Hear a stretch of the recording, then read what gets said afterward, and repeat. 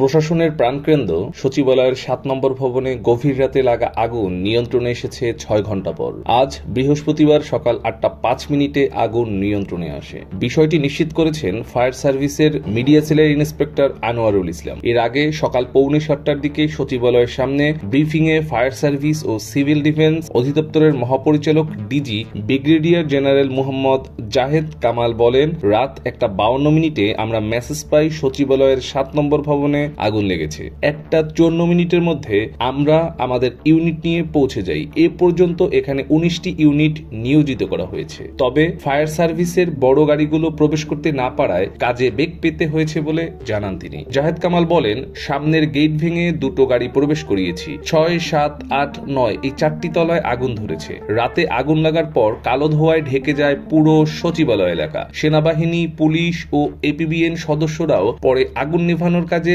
Fire সার্ভিসের সদস্যদের সঙ্গে যোগ দেন। অগ্নি নির্বাপনের কাজে পানির লাইন দিতে গিয়ে সচিবালয়ের সামনের রাস্তায় ট্রাক চাপায় আহত হন মোহাম্মদ সোহানুর জামান নয়ন নামের একজন ফায়ার ফাইটার। আহত অবস্থায় ঢাকা মেডিকেল কলেজ হাসপাতালে নিয়ে যাওয়ার পর তার মৃত্যু হয় বলে ফায়ার সার্ভিসের ডিজি জানান। News desk, Mehedi Hasan Anim, search BD news.